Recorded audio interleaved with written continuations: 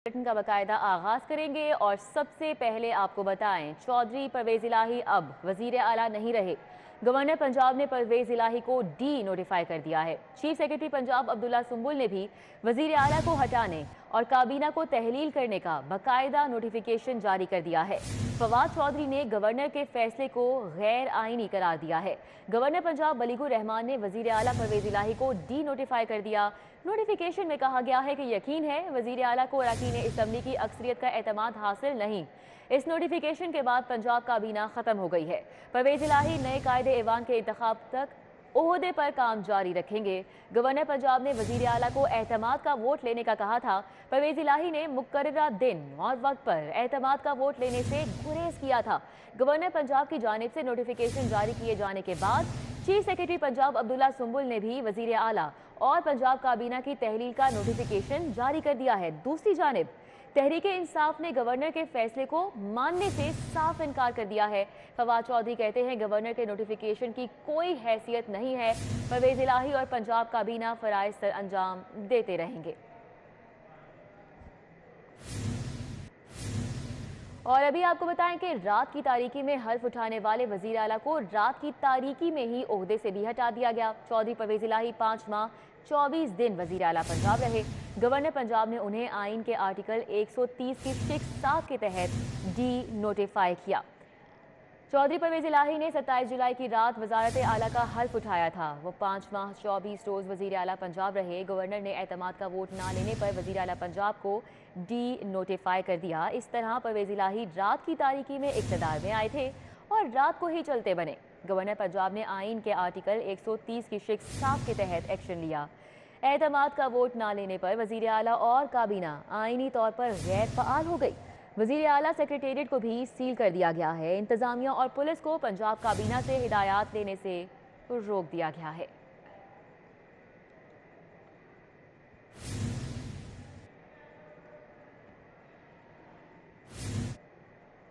और अभी आपको बताएं, परवेज इलाही को ओहदे से हटाने के खिलाफ दरख्वास्त समाअत के लिए मुकर्रर हो चुकी है। परवेज इलाही की दरख्वास्त पर लाहौर हाई कोर्ट का लार्जर बेंच तश्कील दिया गया है। जस्टिस आबिद अजीज शेख की सरबराही में 5 रुकनी लार्जर बेंच तश्कील दे दिया गया है। 5 रुकनी लार्जर बेंच कुछ देर बाद दरख्वास्त पर समाअत करेगा। बेंच में जस्टिस चौधरी मोहम्मद इकबाल, जस्टिस तारिक सलीम शेख शामिल हैं। जस्टिस फारूक हैदर और जस्टिस मुजम्मिल अख्तर शबीर भी इस बेंच का हिस्सा हैं। मलिक अशरफ हमारे साथ हैं, तफसीलात उनसे जानेंगे। मलिक अशरफ, बताइएगा कब तक समाअत का आगाज होगा? जी, लाहौर हाई कोर्ट में साबिक वज़ीर आला चौधरी परवेज़ इलाही ने गवर्नर पंजाब की जानब से उन्हें डी नोटिफाई करने के इकदाम को चैलेंज किया है और चीफ जस्टिस की मंजूरी के बाद इस पे जस्टिस आबिद शेख की सरबराही में 5 रुकनी लार्जर बेंच तश्कील दिया गया है, जो कुछ देर बाद इस केस की समाअत करेगा। 5 रुकनी लार्जर बेंचेस में justice Chaudhry Mohammad Iqbal, justice Tariq Saleem Sheikh, justice Farooq Haider और जस्टिस मुजम्मिल अख्तर शबीर शामिल हैं। इस दरख्वास्त में चीफ सेक्रेटरी पंजाब समेत दीगर को फ्रीक बनाते हुए ये मौक़िफ़ इख्तियार किया गया है कि गवर्नर पंजाब की जानब से उन्हें असम्बली इजलास तलब करके इतमाद का वोट लेने का कहा गया था, जबकि इस हवाले से पहले ही असम्बली का इजलास जारी था और जारी इजलास में उन्हें इतमाद के वोट का नहीं कहा जा सकता था। मज़ीद इसमें यह भी कहा गया है कि जो गवर्नर पंजाब हैं उन्होंने गैर आइनी तौर पर उन्हें डी नोटिफाई किया है, तो अदालत से ये इस्तदा की गई है कि अदालत गवर्नर पंजाब का जारी किया गया डी नोटिफाई जो नोटिफिकेशन है उसको कलअदम करार दे। इम्कान है कुछ देर बाद इस केस की समाअत शुरू हो जाएगी। जी, हमारे साथ थे, तफसीलन आगाह कर रहे थे। और जैसा कि मलिक अशरफ ने हमें बताया कि परवेज इलाही की दरख्वास्त पर लाहौर हाई कोर्ट का लार्जर बेंच भी तश्कील दिया गया है और ये 5 रुकनी लार्जर बेंच है जिसकी सरबराही जस्टिस आबिद अजीज शेख कर रहे हैं।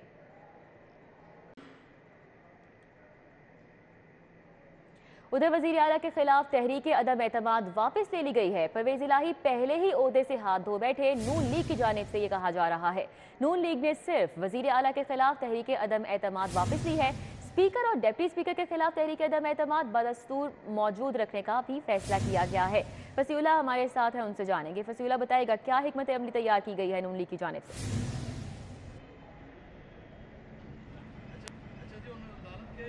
जी बिल्कुल, ये बड़ी डेवलपमेंट देखने में आई है कि नून लीग, पीपल्स पार्टी और इत्तेहादियों ने फैसला किया है कि तहरीके अदम एतमाद जो है, जो कि स्पीकर और डिप्टी स्पीकर के खिलाफ है, वो बरकरार रहेगी, जबकि जो वज़ीर आला पंजाब चौधरी परवेज़ इलाही के खिलाफ जो तहरीके अदम एतमाद जमा करवाई गई थी वो वापस ले ली गई है। और इस हवाले से चीफ है पंजाब असम्बली खलील ताहिर सिंधु अब से कुछ देर कबल जो है पंजाब असम्बली पहुँचे हैं। उनके हमरा जो थे मुस्लिम लीग नून के अरकान असम्बली भी मौजूद थे और उन्होंने जो है वो असम्बली सेक्रेटेरिएट में जाकर जो तहरीके अदम एतमाद जमा करवाई गई थी उसको वापस ले लिया है। मामला सारा यहाँ से शुरू हुआ कि जब चेयरमैन पाकिस्तान तहरीक इंसाफ इमरान खान की जानिब से 23 तारीख को असम्बलियाँ तहलील करने की कॉल दी गई थी, तो उस पर उस वक्त अपोजिशन इत्तेहाद ने यह फैसला किया था कि एक तरफ उन्होंने तहरीक अदम एतमाद वज़ीर आला पंजाब स्पीकर और डिप्टी स्पीकर के खिलाफ जमा कराई थी, साथ ही साथ गवर्नर पंजाब बलीगुर रहमान ने वज़ीर आला पंजाब को एतमाद का वोट लेने के लिए हिदायत जारी कर दी थी।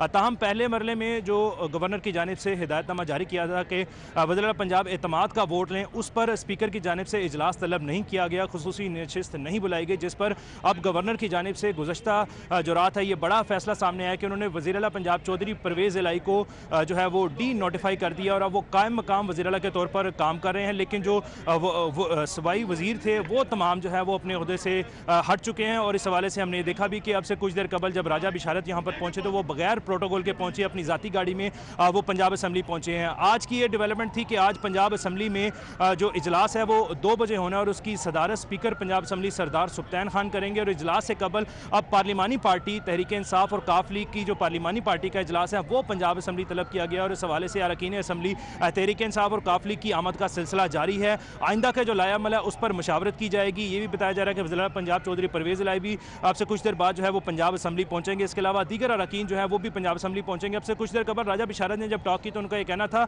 कि गुज़श्ता रोज़ जो पार्लिमानी पार्टी का इजलास था उसमें मेंबरान की तादाद काफ़ी हद तक पूरी थी और कुछ मेंबर जो कि मुल्क से बाहर थे या जो लाहौर में मौजूद नहीं थे वो शरीक ना हो सके। और आज कोशिश की जाएगी कि तमाम मेंबरान को यहाँ पर बुलाया जाए और जो आइंदा का लायामल है उसे आगाह किया जाए। दूसरी जानिब जो अपोजिशन इत्तेहाद था गुज़श्ता दौर का और अब जो है मुस्लिम लीग नून, पीपल्स पार्टी और इत्तेहादी जो है उनकी जानिब से ये फैसला जो है वो बड़ा सामने आया कि जो तहरीक अदम एतमाद थी वो वापस ले ली गई है। ताहम जो स्पीकर और डिप्टी स्पीकर के खिलाफ तहरीक अदम एतमाद थी उस पर कार्रवाई की। शुक्रिया, हमारे साथ फसीउल्लाह थे, तफसीरन आगाह कर रहे थे।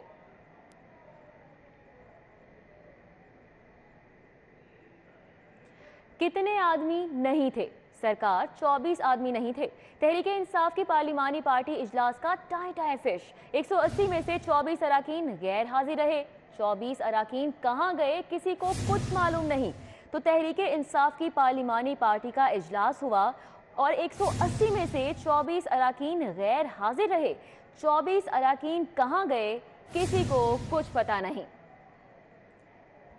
तहरीक इंसाफ की पार्लिमानी पार्टी का इजलास हुआ जो कि टाई फिश हो गया क्योंकि 180 में से 24 अरकान कहाँ पर थे कुछ पता नहीं। 24 अरकान ऐसे थे जो कि इस पार्लिमानी पार्टी के इजलास में गैर हाजिर थे और तहरीक इंसाफ की जानिब से दावा किया जा रहा है कि उनके अरकान पूरे थे लेकिन 24 अरकान गैर हाजिर थे। पंजाब असम्बली का इजलास आज दोपहर 2 बजे होगा। इजलास की सदारत स्पीकर असम्बली सुल्तान खान करेंगे। दूसरी जानिब पंजाब असम्बली के इजलास से कबल पाकिस्तान तहरीक इंसाफ और मुस्लिम लीग काफ की पार्लिमानी पार्टी का इजलास भी दोपहर 12 बजे तलब कर लिया गया है जो पंजाब असम्बली में ही होगा।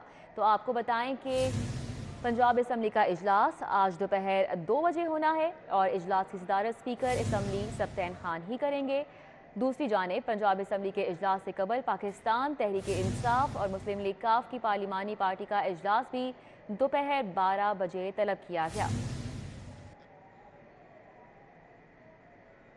मनी लॉन्ड्रिंग के स्पेशल जज सेंट्रल की अदालत में सुलेमान शहबाज की दरख्वास्त जमानत पर समाअत हुई। अदालत ने सुलेमान शहबाज की जमानत 7 जनवरी तक मंजूर कर ली। शाहीन अतीक हमारे साथ हैं, समाअत का हवाला उनसे जानेंगे। जी शाहीन अतीक।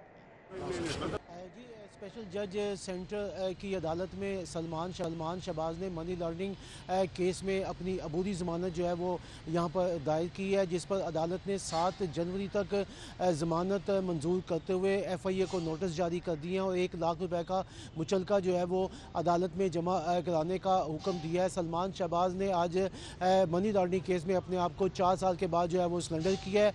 अदालत में अमजद परवेज़ एडवोकेट की तरफ से ये मौक़िफ़ अख्तियार किया गया था कि हमें जो है वो FIA की तरफ से कोई नोटिस जो है वो वसूल नहीं हुआ। हमारे बगैर नोटिस वसूल किए ही हमें इश्तिहारी मुलज़म करार देकर चलान जो है वो अदालत में पेश कर दिया गया और ये जो कार्रवाई की गई है गैर कानूनी है।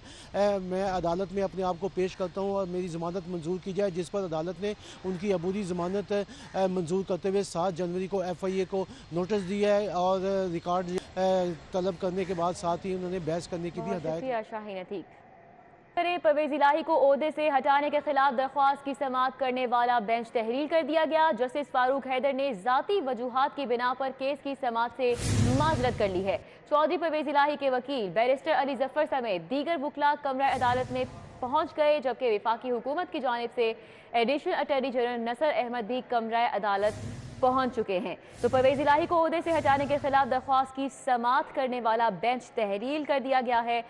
5 रुकनी ये बेंच था जो कि अब तहलील हो चुका है। जस्टिस फारूक हैदर ने जाती वजूहात की बिना पर केस की समाअत से माजरत की है। चौधरी परवेज इलाही के वकील बैरिस्टर अली जफर समेत दीगर वकला कमरा अदालत में पहुंच गए, जबकि वफाकी हुकूमत की जानिब से एडिशनल अटॉर्नी जनरल नसर अहमद भी कमरा अदालत में पहुंच गए।